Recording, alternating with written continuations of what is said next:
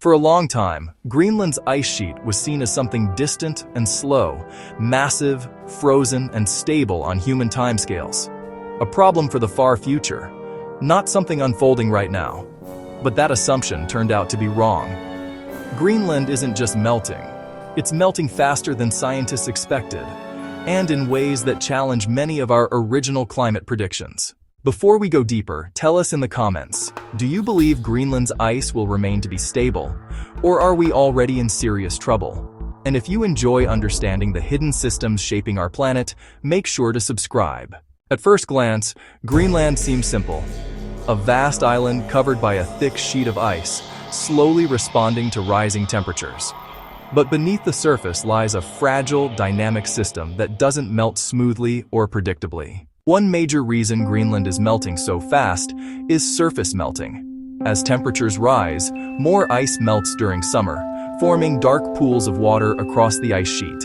These pools absorb far more sunlight than bright white ice, heating the surface and accelerating melting. The more ice melts, the darker it becomes, and the faster it continues to melt. This feedback loop was underestimated in early models. But the real surprise was what happens to that meltwater. Instead of flowing harmlessly away, much of it drains straight down through cracks in the ice, reaching the base of the ice sheet.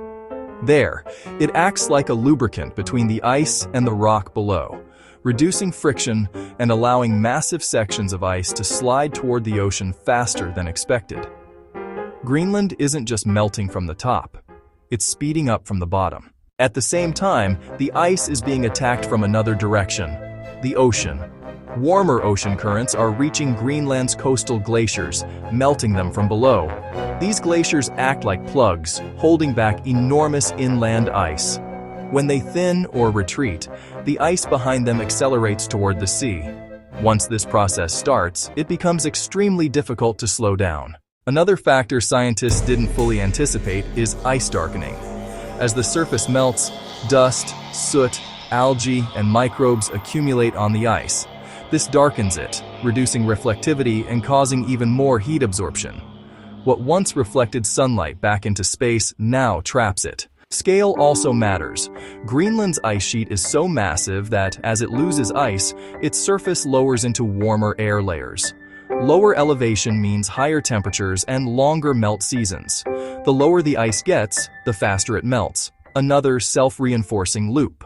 This is why Greenland's ice loss isn't gradual. It doesn't melt the same amount each year. It accelerates, crosses thresholds, and responds in sudden jumps rather than smooth lines.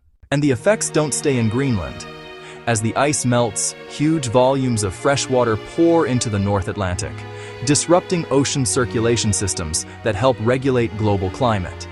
This fresh water can weaken heat transport, potentially cooling parts of Europe even as the planet continues to warm overall. Rising seas lift the baseline. Clear day floods spread, storms start higher. Roads, subways, ports, power and wastewater systems sit exposed. Salt water seeps into aquifers and fields, turning wells brackish and soils salty. Costs climb. Low-lying communities face displacement. The past shows what comes next. Perhaps most unsettling of all is that Greenland has melted before. Ice cores show that during past warm periods, Greenland lost large amounts of ice. Not slowly, but rapidly during periods of abrupt climate change. Greenland isn't just responding to warming, it's amplifying it. The ice sheet we once thought of as slow and stable is sensitive, dynamic, and vulnerable. Its response to climate change is faster and more complex than we expected. And we're only beginning to understand the consequences. And this is why Greenland is melting faster than expected.